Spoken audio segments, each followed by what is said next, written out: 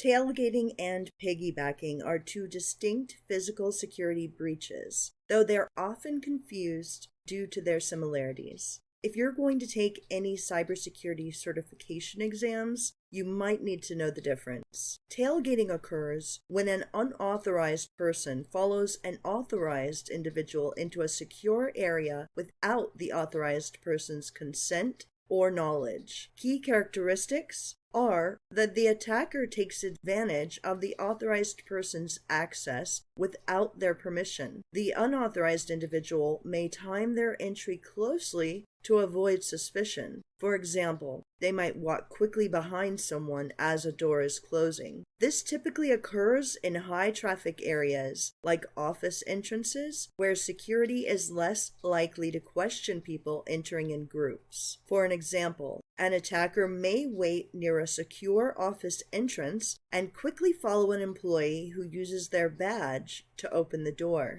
This can be defended against by installing turnstiles or man-traps, which are secure entry systems that allow only one person at a time. Educating employees can be very helpful to get them to be cautious of people entering behind them. But piggybacking occurs when an unauthorized person gains access to a secure area with the explicit knowledge or consent of an authorized individual. Key characteristics of piggybacking are the attacker often exploits the authorized person's kindness or lack of awareness. It may involve pretending to forget their access badge, or they might be carrying a whole bunch of stuff to make it seem inconvenient for them to open the door by themselves. This often occurs in situations where employees hold the door open for someone who seems like they should legitimately have access. An example may be an attacker claims to have forgotten their access card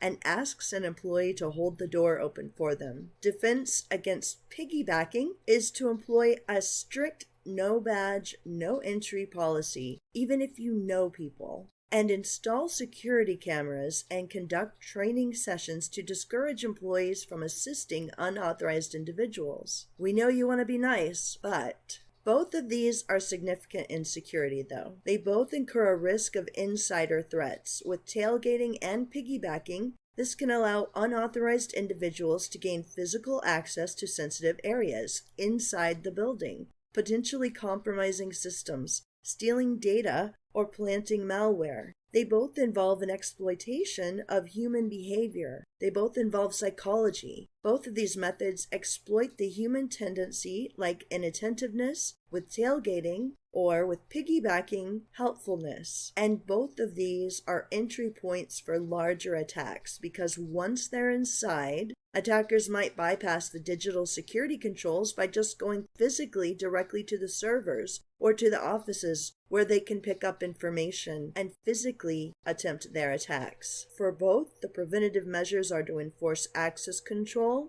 using electronic systems like key cards, biometric scanners, and PINs, and ensure that only one person can enter per one validation. Deploying man-traps, installing security systems with these man-traps or turnstiles to prevent multiple people from entering just on one badge. Employee education is also big. Conduct training on the dangers of tailgating and piggybacking, emphasizing that no badge, no entry policy, and monitor those physical entry points better. Use security cameras and post guards at sensitive entry points to detect suspicious behavior. And then visitor policies as well. Require the visitors to sign in, so even if they get through the first door, don't let them go any further without signing in, providing identification, and always being escorted by an authorized individual. It's important to remember that both tailgating and piggybacking exploit weaknesses in physical security and in human psychology, and awareness of their differences can help organizations develop tailored defenses against them.